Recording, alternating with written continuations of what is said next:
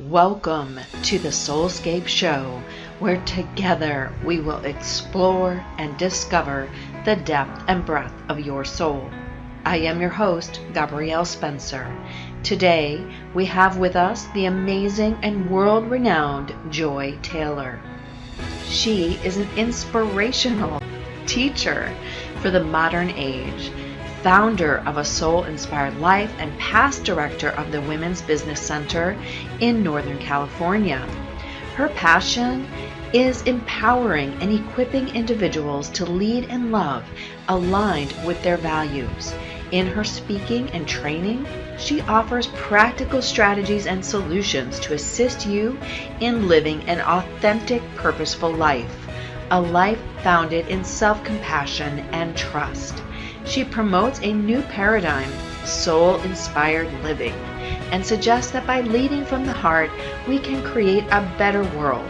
Her mission is to empower and inspire groups and individuals to align with their values and enjoy the process of successing. Today, we will be discussing inner honoring, the deep self-compassion when addiction falls away from you. Join me in welcoming Joy Taylor. Hello and welcome, everyone. Thank you for joining us for the SoulScape Show. Today we have with us a beautiful soul ready to deliver for you some amazing information pretty much about everything. We're going to concentrate on the soul. We're going to concentrate on raising your vibration, how to bring that into your daily life, because this person has something in common with me, and you may notice it as a thread throughout my shows. I tend to draw to me practical, spiritual people because we understand one another and we're on the same wavelength, and we're helping to bring forward the information that's needed now for how to integrate all of this great spiritual stuff we've been doing and use it in our practical daily life so that we can all raise our vibration together and create what it is we know is possible, which we have been yet unable to do. But by bringing it together, we will get there. And our guest today is Joy Taylor, and she's going to help us with this application of spirituality, opening your heart, connecting with Mary Magdalene. She just came back from her trip to France and to Mary Magdalene's caves, and I'm going to ask her lots of questions. And I want all of you to ask her questions too, because what makes this really profound for every one of us is that it applies to us. That's when we get it, and that's when you get that next level. It's like that, it's no longer what we say, aha, it's getting that boost to the next level and the next level. And the more that you can understand it and integrate it within you, that happens, and it happens faster when it is done in this practical way, I believe. So with that, I want to welcome you, Joy, and thank you so much for being here. I am excited to be here, pleased to be here, and ready. Let's go. I'm ready too. I think that it's super exciting. We talked about the roses behind you before we started officially. That rose frequency is one of the highest frequencies. And it's one of those things that when we breathe it in, and if you really take the moment to smell the roses, right? That old saying, smell the flowers, take the time to smell the flowers. It's because in that second, you're actually experiencing that higher vibration. And then our new test, or our goal, is to be able to be at that just naturally, that baseline. So I have with me Joy's book. Can everybody see it? Can you see it? And this book is called 7 Wisdoms of a Soul-Inspired Life. It's fabulous. I have breezed through it, and it's pretty awesome. Joy, I want to know, what is the most profound thing that you've had your own aha moment about recently? Even it can be from your trip. What has just made you go, wow? Yeah, there's been a ton of wows lately, and I want to just start by saying I do so appreciate the practical and the application aspect. So yeah, it does make sense. Here we are together. I'm understanding surrender differently than I did before. Okay, tell me. Oof. And so here it comes. It's very visceral for me. I think we are in an epidemic of overwhelm, anxiety.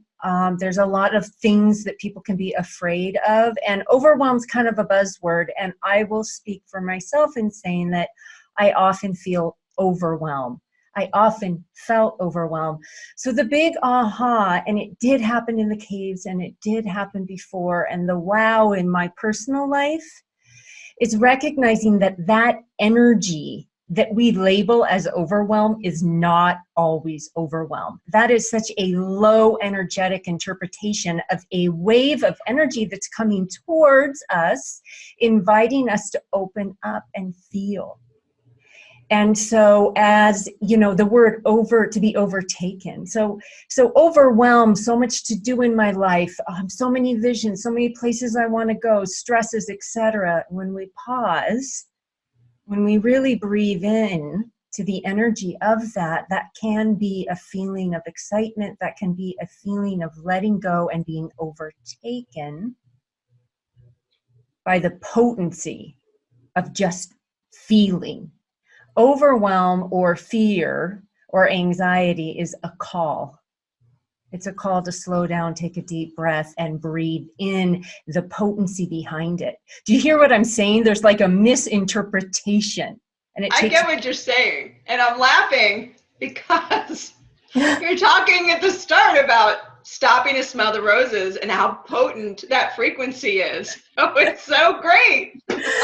Right. So stop and smell or feel the potency that is available to each and every one of us at every single moment, because when we do slow it down enough to feel it, there is that opportunity to surrender. And I know you talk about this a lot in your master classes, but to surrender to what wants to happen. I'm a true believer that, and I know you say this in the book too, and it's when you have it's a kind of like an attachment to a desire or an outcome, it's actually the most constricting thing that you can do in order, and that's why most people aren't manifesting it, because that idea that it can only come out this way, this is what is wanted. So I want you to speak about it, because this piece, I think that we have spent so much time about being creators and manifesting, right? And how to visualize and stuff. And so I feel now, and I would love to know your feeling on it, that we are the next level of that. And that's where we are in the next. So we learned that, right? And it didn't work so well for many and most people. So now though, we are in the next level. So share that part, because I know it's in your book and I want you to give us some on it. There's so many layers to that, you know, especially because we are visionaries, and by nature, what do visionaries do? They see, they vision, they visualize the future. Sometimes it comes to us. Those are the visions I like to pay most attention to. Yes. Sometimes we create them, which involves effort. Krishnamurti said, it's effort that destroys us. You know, so it's when we're trying and driving and working to create something that could be traditional manifestation. You said it didn't work. Well, it doesn't work when it is coming from the personality. It doesn't work when it's coming from our frightened parts, our need to please, our need to prove, our need to rebel, our need to react. I mean, there's all these aspects of fear that show up that the personality listens to. So if we let the personality lead our visions and lead our manifestations, guess what? We will learn lessons, and those lessons will be based on the intention. And if the intention was to prove or please, that's what we're really going to learn. So what do we really manifest day in and day out? The opportunity to prove and to always be wanting to please. I mean, it's always a lack. That's the river. It's like the river lack. It just keeps on flowing. Well, And if we can be very honest with ourselves, see, this is the key, and this really is what it means to live an awakened life or an aware life or a conscious life or walk into the fifth dimensional, multi-dimensional experience as multisensory beings. To do all of that, the only way there is through awareness. It's through becoming more sensitive. And you know what? All the stuff that we get aware of, it's not all pretty. Mm-hmm. It can be freaking ugly. Like the years I wasted acting like a know-it-all, which is one of mine. No doubt. It's like, oh man. I love it only because I certainly wouldn't know anything about that. So. Well, this talk about an honest aha. The last couple of months, it started in July. I was confronted. I was in a situation where I was critiquing someone else who was teaching and I was attending. And in the process of doing that, I felt a rise in me, this pride and this desire and this need to speak something different because I know it all. And I stopped and I started recognizing how I was missing what was there for me. And there was a lot there for me once I gave that up. So it's become a study, and anyone on this path of awakening, enlivening, opening up, intuition, awareness, anyone on the path, we are committed to noticing those parts of ourselves too. And what are the results of being a know-it-all? Isolation, people judging me, not having friends, feeling distant, feeling superior, which was a mask for feeling inferior. The beautiful thing about recognizing it is now I just notice it when it arises, and it's coming from my fearful personality, not my soul. Right. So it's I'm kind of answering the question in a roundabout way, because it's like to really get in touch with the path of the soul and letting what wants to happen. We've got to get the blocks out of the way, and the blocks are all these fearful things we do. And that we don't recognize, but that they're coming full throttle right in our face. Like that seems to be the thing, and the deeper aspects of it. It's no longer the surface stuff. I mean, it's the deep things, like what you just shared about your own self, like having to know it all and be, at the top of your game all the time. What a lot of people don't understand is that's a stress in and of itself. Having to be at the top of your game all the time is stressful, actually. But I understand it from a type A personality to a type A personality. It's just how you kind of do things. And so it's about unlearning what you do, you know what I mean? And realize that there are other reasons underneath it that's why you're doing it. Do you know what I mean? Yeah, I so know what you mean. I think everyone knows what you mean. And I hope everyone's also kind of like taking a pause. And I just want to invite this to actually be a spiritual practice, and that it can be interesting. It can be fun. It starts getting more relaxed once we name those parts of ourselves that we've been hiding and denying and pushing down and covering up. Mm-hmm. Because once we name them and we realize that's not our soul essence, that is just a part of our personality, and it came from a million places. It doesn't even matter if it was society conditioning or a traumatic experience. It doesn't matter. What matters is it's not love. What matters is it has an agenda and its personality. So then if we can move into the observer, the soul, and say, oh, there's that again. Aw, sweetie, you don't need to know it all, or you don't need to prove yourself, or you don't need everyone to love you or even like you, because this is the voice of the soul essence. I am love, and you are love, and this is love. And so we come then into the soul and we look at the fear for what it is, and we choose love. And that really is the path of awakening. That is the path of consciousness. And in doing that, I believe 98% of transformation is awareness. But that awareness must be met with love, not judgment. We cannot judge ourselves. We love ourselves into transformation, which is why I want to talk about inner honoring and go deep with you. And I'm so grateful that you want to do it too. Do it. Because it's the only way. Well, I was going to ask you, and I think that this probably leads into it, because when people talk about choose love and it's about love, I understand it. It's not the love that most people think that we're talking about. And this inner honoring piece, I believe, it goes more into that deeper definition of what you mean by choose love. So I'm going to let you keep going, because I want people to be able to get it in a different way. What do we mean by choose love? And how does that relate to this inner honoring? Does it relate? And the next piece of what you're bringing us into regarding the compassion piece. Cool. Great. I know, I layer my questions. I just want you to know. And that's just because I want you to go ahead and go. I do it because it just, I'm sure you get this. It's like so much is coming in as I'm present. And so I have to sort of just try to get it into a question, sort of.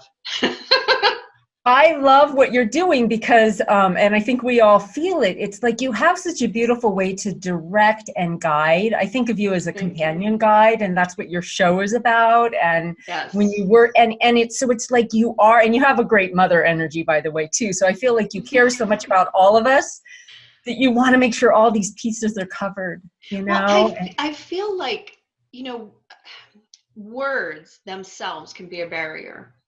And we all think we understand what somebody is saying, but words have frequency, and the same word is a different frequency based on the person who's uttering the word, based on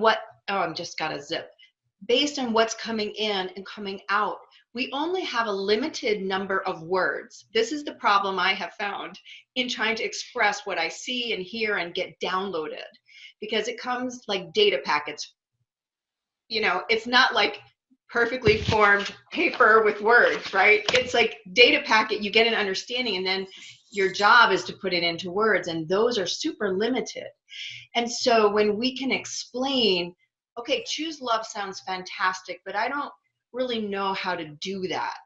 Or if I just say, well, I'm sending it love and light. But then again, what is that? You know what I'm saying? Like, right? And so I want you to, you know where I'm going with this. So. I do, but I want to say something for all of us. It's like, okay, so you got it. Like we all get so much information and feelings and love, and then to translate it, to articulate it, to bring it forth in words. It's a powerful and potent and profound opportunity that we have to connect with each other and learn and grow.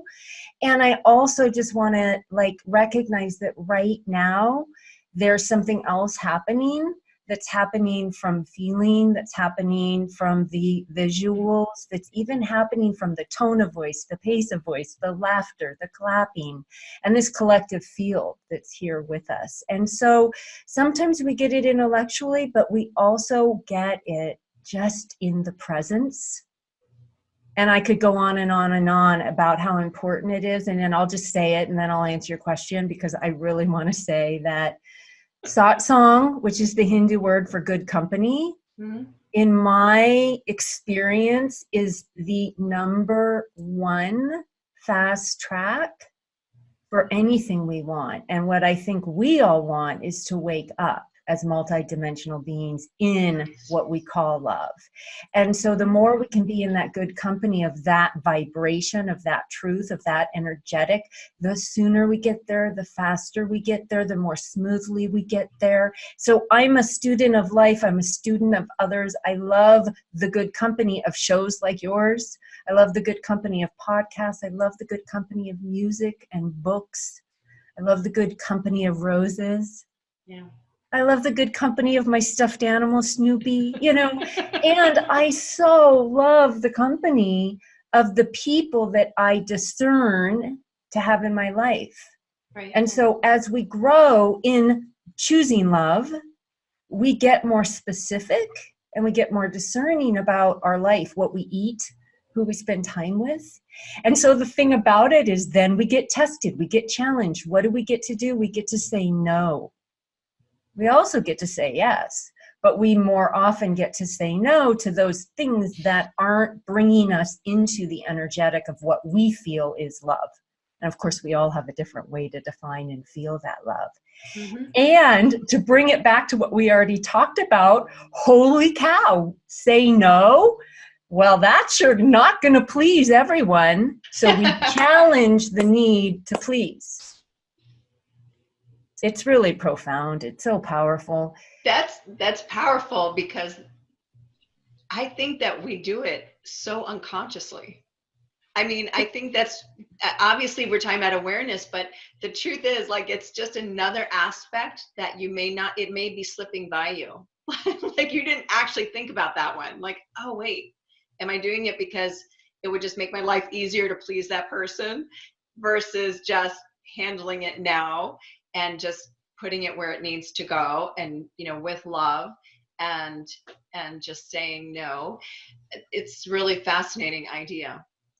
Well, and in the appendix of Inspired, I talk about the power of no in managing yes when we talk about inspired action. But in the appendix, I have scripts, because, you know, it's there. I have to check that out. Now, check out the appendix. There's some goodies in there. There's a section on good company. Offer an alternative to no. See, that opened right up to it. Sandwich your no, simply say no. But before the no, there is the inner understanding, and sometimes that's instant, and sometimes that takes time. So postponing the no is another script, and getting back to people. And so if we're invited into something and we're not sure if it's for us, it's always okay to stop and give yourself time. So this actually ties into choosing love, I think, because the most beautiful and soulful activity we can do, and it's really our opportunity, especially if we want to be change agents, if we want to live soul inspired, if we want to make a difference. The thing we do is we do say yes to that which resonates at a deep level. It's a call. So I like to say, go for the wows. You know, if it's not a wow, if it's a maybe, why do it? You know, wait for the things that really light you up. And the things that light us up, that turn us on, those are the passions in our life. And what makes your soul sing is your calling, is your purpose. And it's going to find you when we let go and we allow it. Yeah. And what is love? You know, just to kind of love, to tune into that. To me, it's omnipresent. And I think you and I talked about this once before when we were on the phone. Could be. Yeah. And so I mean, this is like my favorite topic of late, is because I think that in the humanness of love, we get caught up in the idea of gushy romantic love. Then we have the idea that we understand it's a frequency, but I feel like it's in its own transformation, and we don't know what it looks like exactly, but that we're all heading in that direction. So we don't either yet have words or understanding exactly, but it's like everything else that we're going through. We're all being pushed to go deeper, and this inner honoring piece, the compassion, the no judgment. We are usually our own worst critics. We are usually coming from a place where I hear it a lot, and I probably even say it in my own life, like, I'm trying to do blank. And, you know, there are many things that we could say about the word trying. I always tell people, as soon as you say you're trying something, it's in your head, it's not in your heart. So it tells you right there, you're not being connected, right? We've just disconnected or turned off the flow of divine love. And so it's just another way of, sometimes as humans, we just use words almost as like the patch. Like if I throw this at it, that's the patch and I can move on, right? So anyway, I think it's just part of this transformational piece, really recognizing like I'm tapping specifically into the rose frequency and I'm feeling that, and then I'm sending love. Do you know what I'm saying? Like instead of just using the word love and light, I send you love and light. It's almost like taking that pause breath to connect, right? To bring it in and then send it out versus just, it just came out of my mouth from here to here and out the door. Yeah, that's called automatic, and that's not soul inspired. It's absolutely just rote. So I Yes. love what you're saying. It's so cool that we're talking about the roses because I love the roses. Well, and they came as an expression of love from my beloved when he picked me up at the airport just 2 days ago. I got back from my visit with Mary Magdalene in the caves. And oh yes, tell us. I will, because it's love. It's a great way to share love. But this is fun for me that these were given in love, human love. And that we are together with all of you who are listening in with us. We're experiencing them in another sense as well. So the life lives on. You know, I was just thinking how, you know, there's fear and there's love, and we use those words all the time. And within those words, there's lots and lots and lots of descriptors. It's like the Eskimos have maybe 20 words for snow. You know, so in the category of fear, we have fear expressing itself as anger, anxiety, depression, defensiveness, reactivity, all sorts of words we could use. And in the side of love, we have acceptance and compassion and ecstasy and peace. And so there's so many descriptors and qualities of this essence that really I do believe is an energy. Or that then can take on feeling. But for me, there is an expansiveness and an omnipresence to love. And it's so beyond words. My few deep, deep spiritual awakenings where I am embraced and one with love have really shown me that it is oneness. It is absolute wholeness and oneness, and it's just everything. And it, talk about the pause, talk about surrender, talk about believing that we are worthy and that we are a part of this planet, that we are all unified in the benevolence, that we're supported, that life is for us.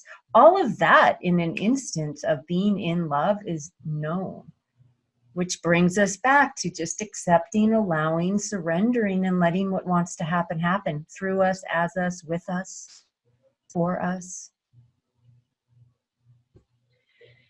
Absolutely. So when you were in Mary Magdalene's caves, tell us about your experience. Yeah. Well, I had no idea it was going to be as profound as it was. I had no idea. Tell me, because I've loved sacred places around the planet, and it's always interesting when each person goes. Everybody has a different experience, and that's what is always so profound about it. So I'd love to hear how it was profound for you. Right, I think so, because they're amplification. So we talked about good company, and we were talking about people and music. It's like the good company of environment. And so there is something to actually going to these sacred places. I lived at the base of Mount Shasta. That's where I met Meg. Yeah, for 20 years, which is, of course, known as a very sacred. You lived in Mount Shasta for 20 years? Yeah. Wow, and you're in California now, though, but not in Shasta. We moved an hour north, so I'm actually on the border. I'm in Oregon, in Ashland. Okay. Yeah. I've my very first spiritual conference was a Dr. Joshua David Stone event at the college in Mount Shasta. So yes, I've been there several times actually. But anyway, so that was a long time ago. Well, so back to these PowerPoints and specifically the cave. I think before I talk about my experience in the cave, I just do want to say for everyone tuning in and listening to the recording, I believe that these places call us. Mm-hmm. And so it became apparent to me when I spoke with my friend Nicola, who had just returned from the caves a year ago, that I was going. It was just like, oh, I want to go, I'm going. Mm-hmm. As soon as I heard about them, as soon as I felt through her, I knew that I was being called. I didn't know why. I think I'm starting to make sense of why now, but I don't want to pretend I'm a know-it-all because I don't really have a clue. There's so much more to be revealed, but I'll say that I went and sat in the caves for 3 days, for hours a day, with a group of women who were also there to enliven, awaken, become conscious, like true aspirants of truth.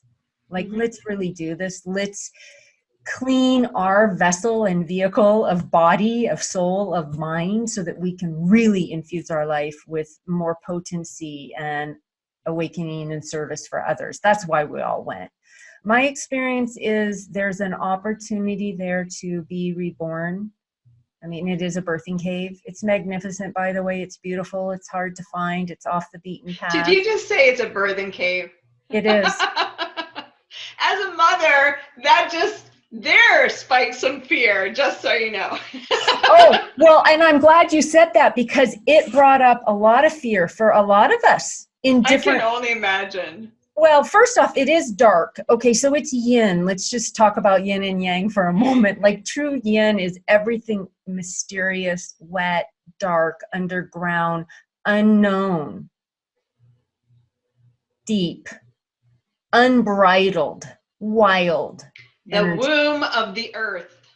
Yeah, yeah.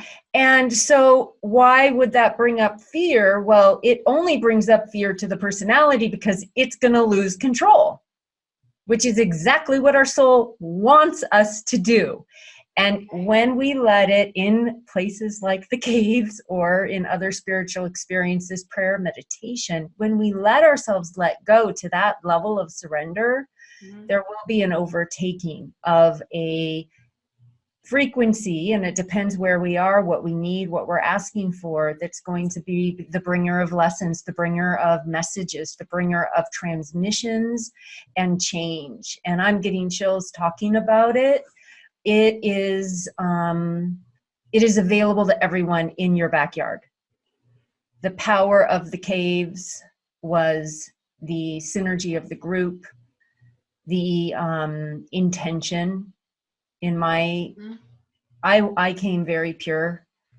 I want to be more. I want to do more in a loving way on the planet. I want to be a part of this transformation that's happening.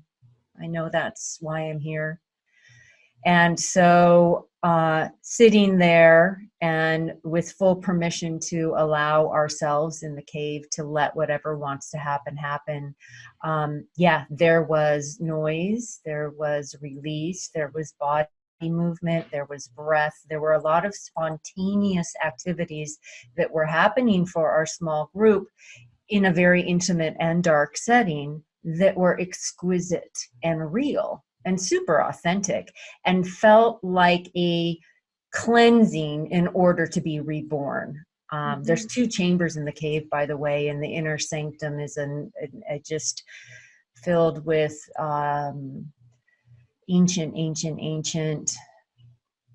women, Energy. Unseen, but it feels very much like the feminine woman energy, the wisdom.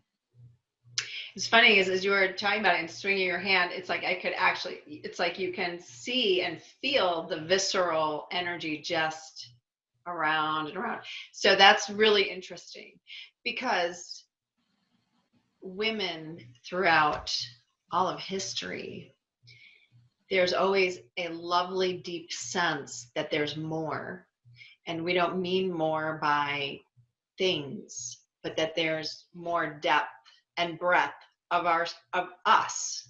I mean, our tagline here is SoulScape, discover the depth and breadth of your soul. But before you can even do that, you have to be discovering the depth and breadth of your entire consciousness, who we are. So I think that's fantastic that in that space, because I can't imagine that there weren't any plush seating.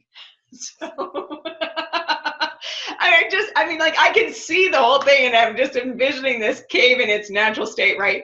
So anyway, I can imagine it, and so it would have to take really getting down to it to really allow that next step to happen. Do you know what I mean? It's like a stripping down of all the peripheral stuff to really get into that it's like camping. Anyway.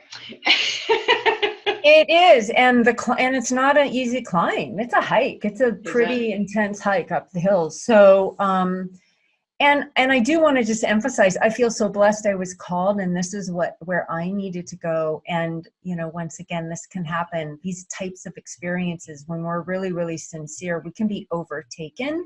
Mm-hmm. And we are often given spontaneous nudges to move the body. It's a great way to release. I don't think people physically do it enough. And I'm going like this right now because I love to shake sometimes, you know, when there's something moving in my body that wants to let go. And just to let that happen, let us use our voices as well to release. Through song, through in the shower, in the car, and not all the sounds are pretty, you know, because the truth of life is it encompasses, back to love being omnipresent and all, it encompasses all sorts of emotion, which is just motion, wanting to move. I like it. Yeah. So what does that look like, or what does it mean next? That's where the mystery lies. That's the birthing part.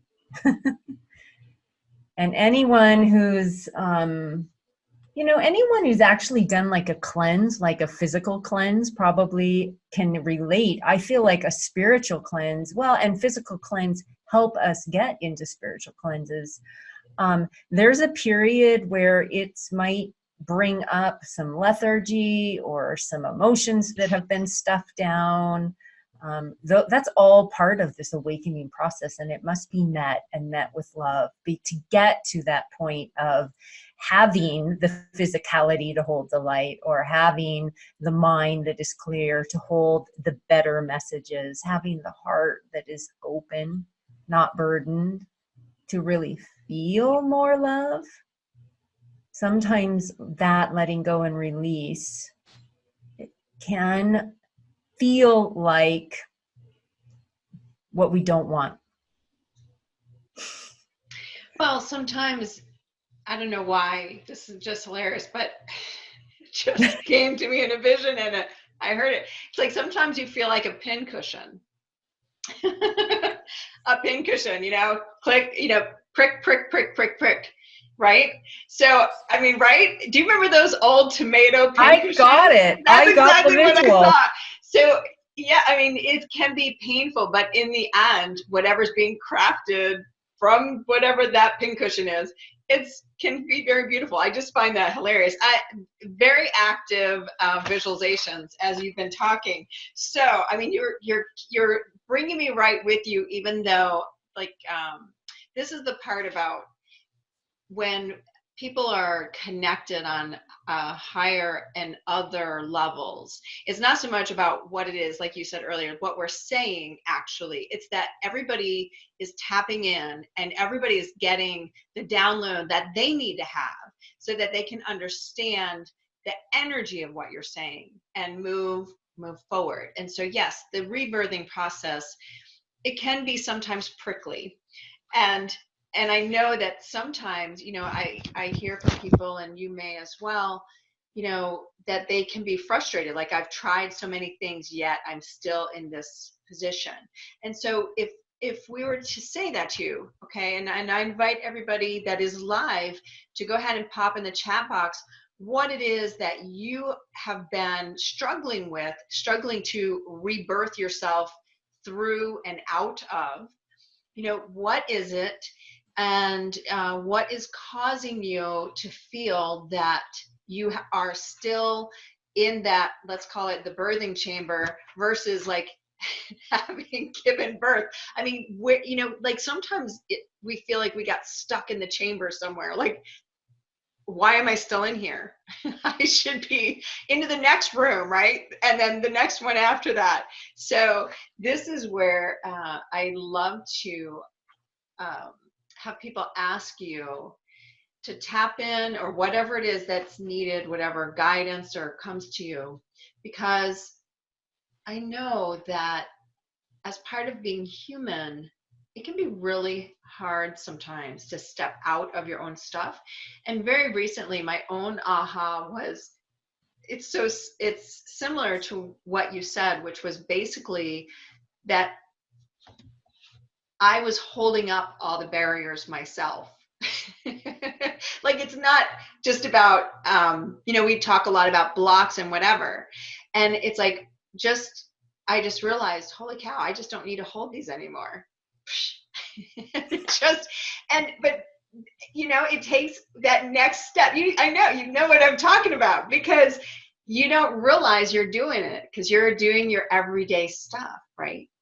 And then when you go, why am I still dealing with this? And you're like, oh, it's not anything I have to learn. I just need to let it go. Beautiful.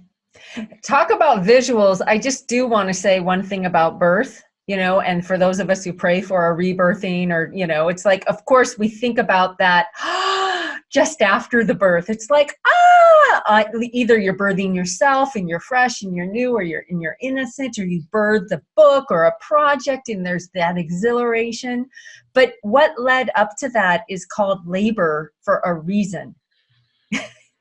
And it is wet, it is loud, it is intense, exhausting. It is exhausting, it is contraction, expansion, contraction, it is that. And so, of course, if we are metaphorically birthing something in the world, there is going to be the labor pains. And I would say, what do they recommend women do when they're having a baby? Breathe. Breathe. We're going to say breathe deep. Yes, true. I actually took hypnobirthing. Great. Yes, I was so calm, actually. But anyway, that's another story. Okay, I'm not seeing any chats yet. I know. People, chat with us. Let us know. And while we're waiting, though, I want you to get to do the activation that you wanted to do. Nice. Okay, well, so let's do that while everybody's processing, and maybe they just want to keep it to themselves, and that's okay. But I want everybody, while Joy is doing this activation, whatever comes through for her to provide and all of that, for you maybe to just allow whatever comes up to just do so and move on through. Right? That sounds really great. Okay. Well, we're going to do a short activation, and I'm going to invite you, as you wish, to keep your eyes open, or you can close them. And let's use that tool, that incredible gift that is the connector between the conscious and the unconscious. It's the breath.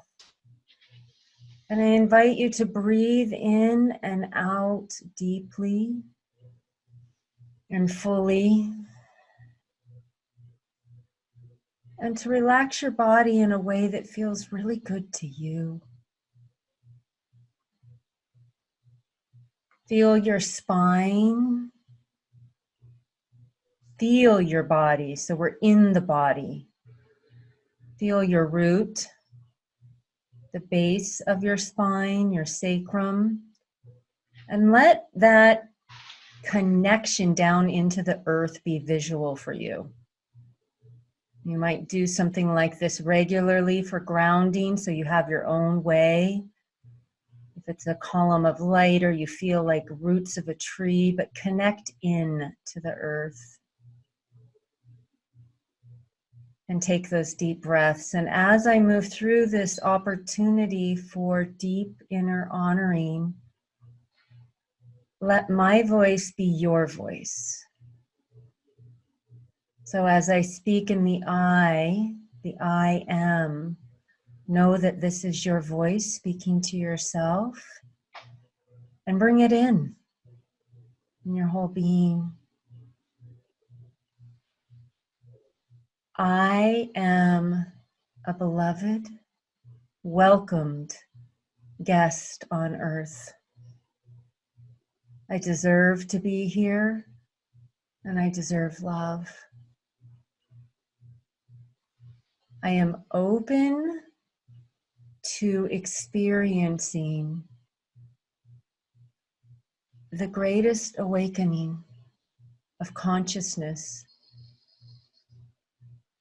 that I am capable to experience. And I invite myself now, and I invite the guides, the friends, the energies of love that surround me and are around me to guide me gracefully and peacefully as I experience deep compassion and love for myself and others, as I grow in understanding what this energy and this frequency means for me. As I trust my calling, I make good choices in my life. I am guided. I listen to that which turns me on. When I feel excited or a big yes or a wow, I know that I deserve that I can follow my bliss, that I can become discerning and specific in my choices. And I love the growing, and I love the learning. I love the fumbles. I even love the frightened parts of my personality that show up, but I recognize them and I challenge them and I make benevolent, useful, aligned responses and choices. I claim this now. I step into this now, and I embody more love, more peace, more acceptance, more compassion in my life. Just continue to take a few deep breaths and feel yourself fully. And if there's anything else you internally wish to say to yourself, to proclaim in this special space, in this collective presence, just say that now.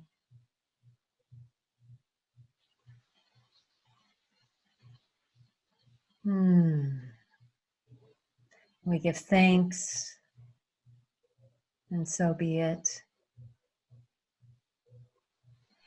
And as you open your eyes, if you have them closed, and we just join each other again, bring this here. Because this here, this interaction, this human experience is where we get to do the big work, the big remembering, the reclamation of the soul.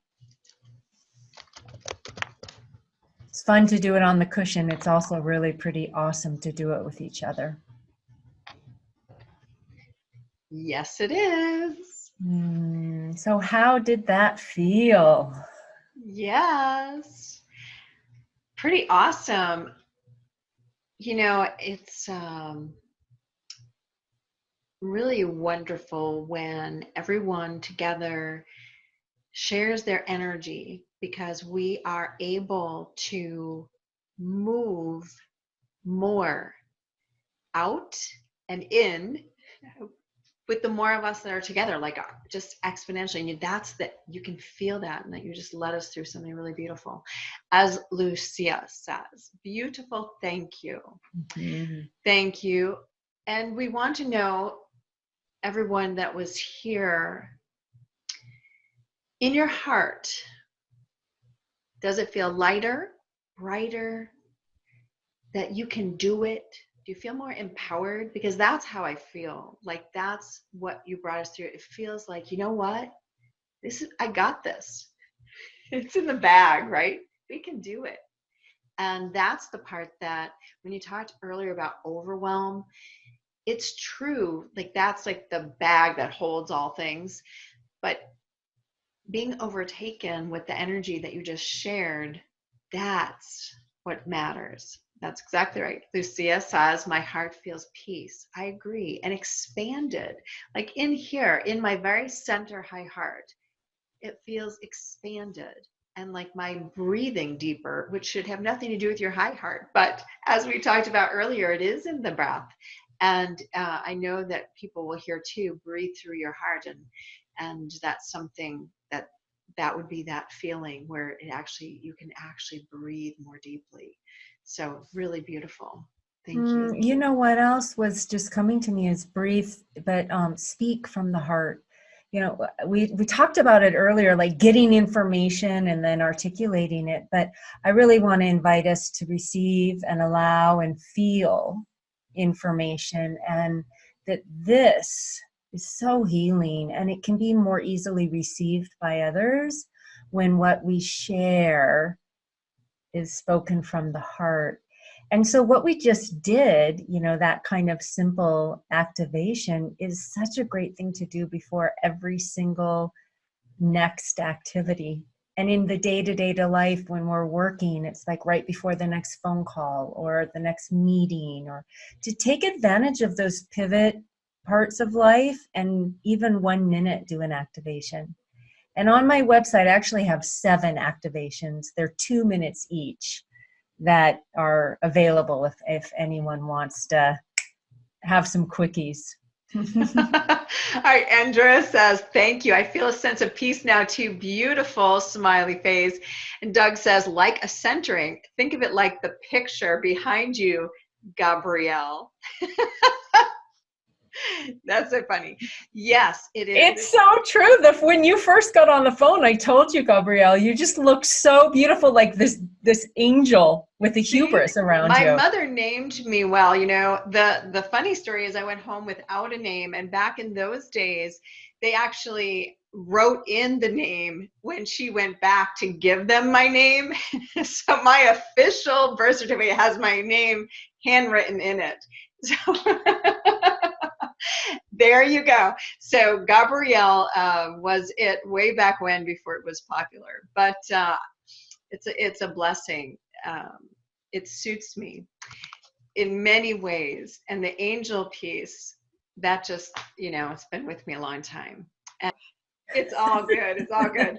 Anyway, I just want to say thank you. And I thank the audience here for sharing your energy. It is what helps to bring us all to that next level of peace, love, and compassion, and the inner honoring and opening your heart to more love, that higher potency frequency of love, because that is when we step into that higher frequency dimension. That is where we're all in.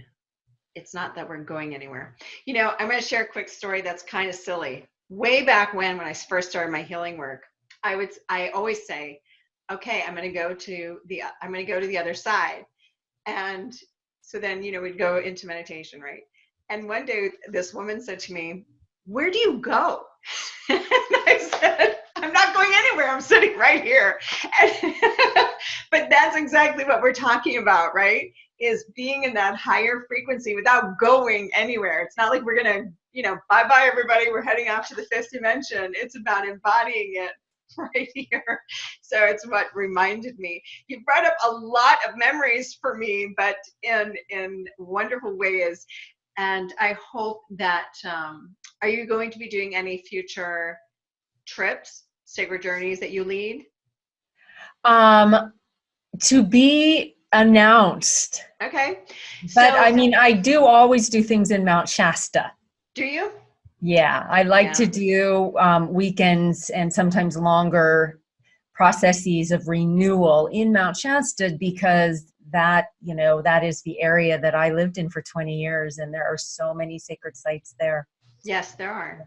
Yeah. There are. We used to live in Arizona, and we actually got married in one of the vortices in Sedona, another high potency. Yes. And so when you believe in and understand and feel the energy when you go to these places, that is just another way of raising your vibration. And I feel like, from the practical standpoint, the more that you feel something, the easier it is for you to replicate it.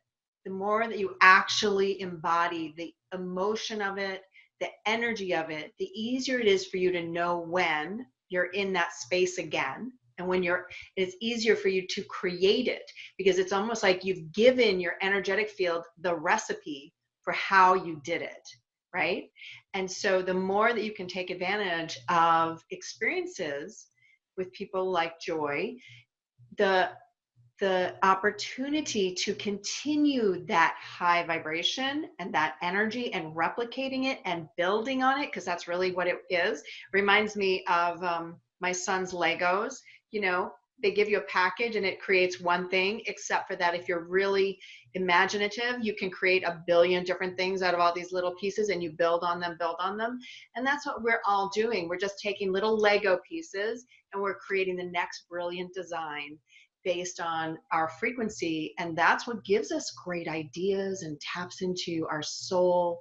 And so our soul can feed us that next whatever that is, right? For humanity, for ourselves, for our own journey, our own rebirthing, as Joy has talked about. So I want to encourage everyone who's listening to go out to the website at soulscape.tv, and Joy's free gift and offers are out there, and you'll be able to watch her replay as soon as I post it. And just feel into the energy and everything that's coming through, like we've talked and laughed about, that as we're talking to one another, we're getting all these visions and stuff. And that's the fun part, I think, about doing, interviews and live. And it's because the best ideas come when you're not thinking about them. Right? Yeah, when we least expect them. I just feel like before we close out, I really want to, it just came to me to make sure I just say this piece that didn't fully get spoken, and it was about the omnipresence of love. Oh yeah. Because we talk so much about awareness, and to me, I already shared that I do believe that awareness brings consciousness, brings the awakening, brings the transformation, and that is what we're doing. We're evolving. And the process of that is, we called it love. It's an energy, it's a frequency. So when I say it's omnipresent, why that is important to me is, to me, it means love looks through all eyes. Love has many, many perspectives. So if we can choose love and look at the parts of our personality that are stuck in fears and proving and pleasing, etc. If we can choose love and we can know that that's omnipresence, it will mean that we look at things from all perspectives. When we judge another, if we choose love, we begin to see that person from all perspectives, their past, their soul journey. We don't know the experiences they have, but love will understand and bring compassion. And it does that on the inside to ourselves too. We begin to understand why we have habits that are dependencies or addictions. We didn't get into it as much as we thought we might. But, when love is omnipresent and it sees where that addiction is coming from and why it's happening, it begins to embrace it and love it and choose more love, choose better habits.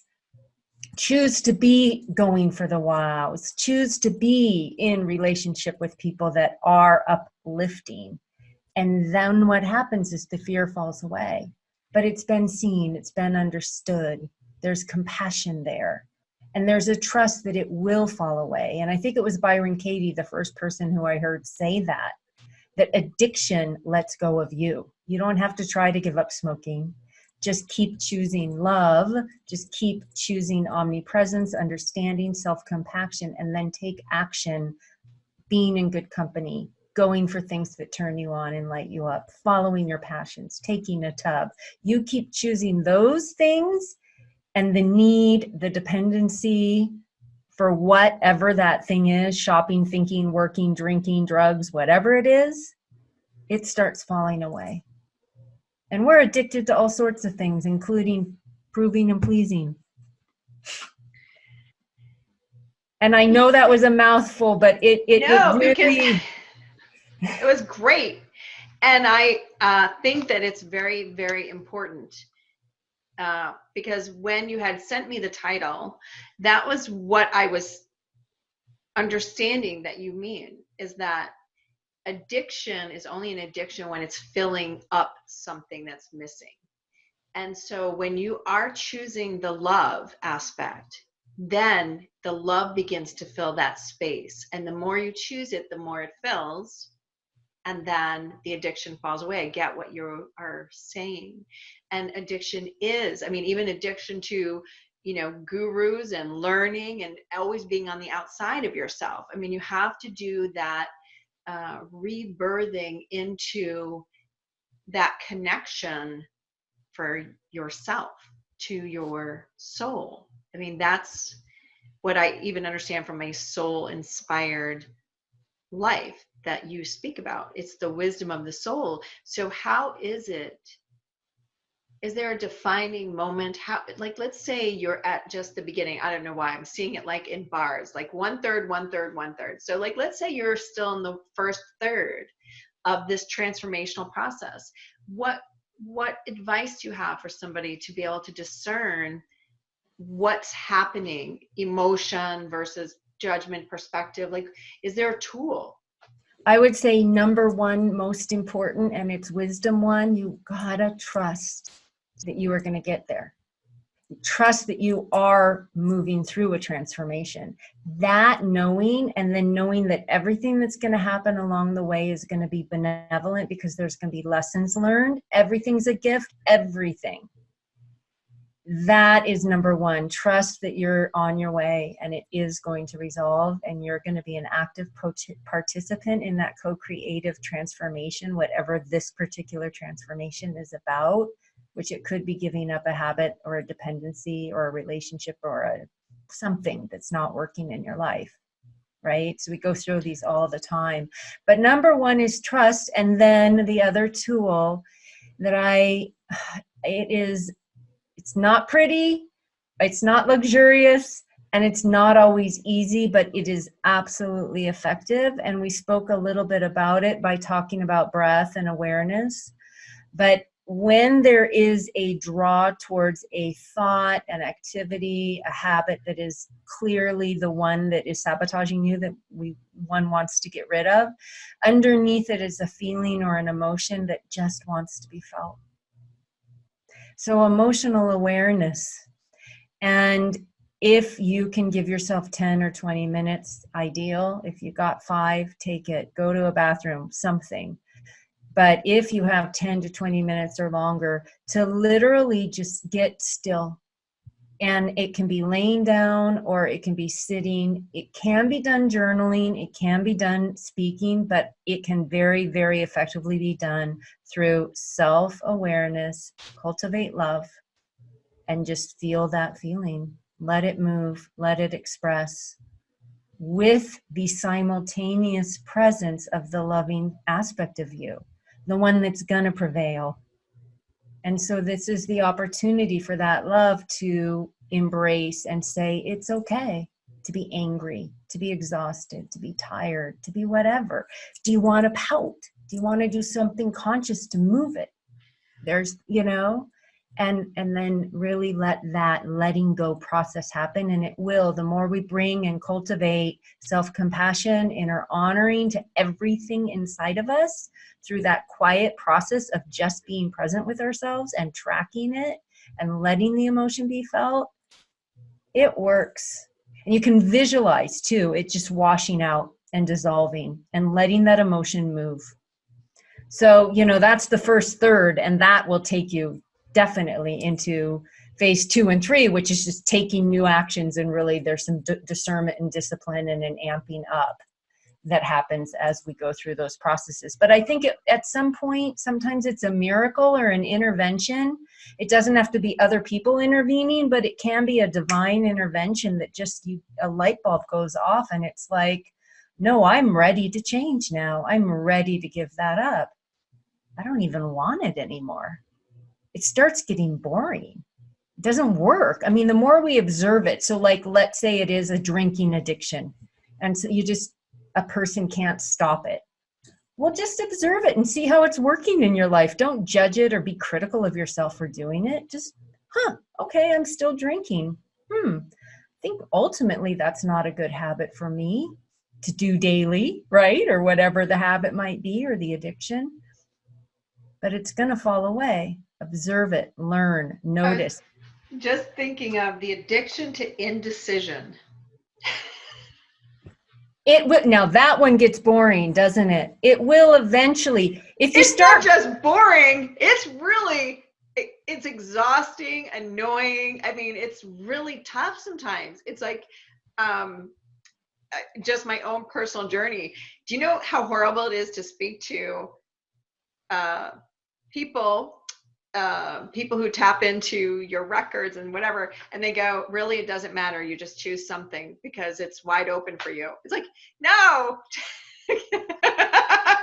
No, I want you to tell me, what should I focus on? I get it, it's all wide open. So then you get stuck in indecision. I can't decide what it is I really want to do, right?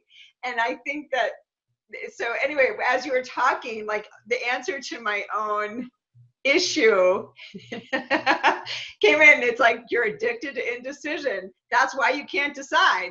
And it's not that I'm afraid. See, this is what I'm telling you. It's not that there are fears like, oh, if I choose this, I can't do that. Not at all. I honestly cannot decide what it is I really want to do. Like, I love doing many things, right? And you're like, I just don't know which one I really want to do. So I'm going to really sit with this now with a whole new perspective on really what's going on. I think that's great. I'm so excited. That's really cool. And then, in the meantime, life will prompt you. I know you know that, but. I do, but I think that then again, we're back to what's happening, before things were more prescribed. Destiny was more in stone. What you were doing next was really, like I always call it, you were always kind of between the rock and the hard place, right? You really didn't have many choices because your vibration was lower. And so you had to learn certain things and move along and right? So you had that. So you might have had, two choices that weren't so great, and then indecision or no decision kind of was like your third choice. Well, that presents its own level of issues. And then we're always talking about being here. And then, yes, I realized what you just said was, I just need to ask for divine intervention. I'm open to whatever. So now it's time to call in divine intervention and allow it to happen. I'm so glad. I am so glad you said that again. I love that. Well, see, it all comes together. See, now I'm getting chills. So this is the process for everybody. And I just want to share with everybody that this is truly how it works. What we just experienced here is really how this whole process works. Okay. It isn't, I don't know what the word is. It's like, it just happens. Like, you're in the moment, you're in the energy, and just different things go click, click, click, click, and then boom, right? It's not click, things I was thinking about. Click, click, and boom. Let's all do that together. Click, right. Click, click, click, click.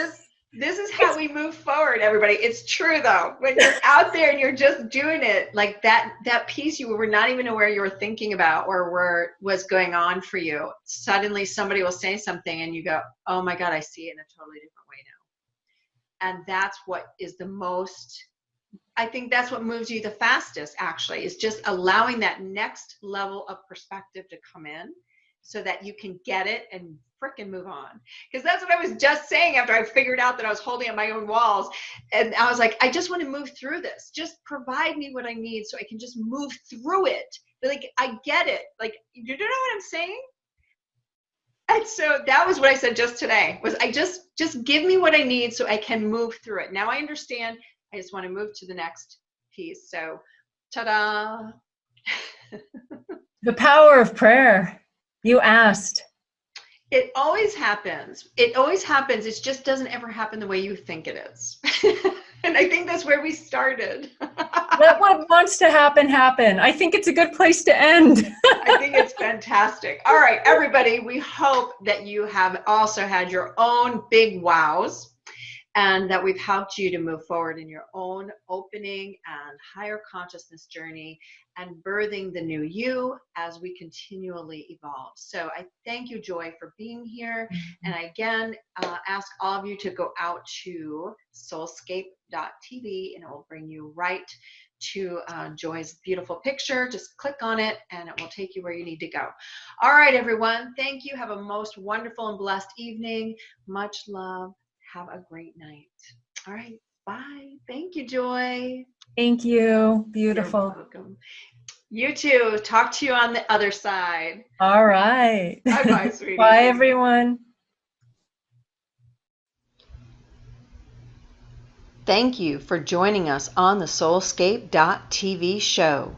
Go to SoulScape.tv to access the many free gifts from our guests and for more great masterclasses and panelist discussions.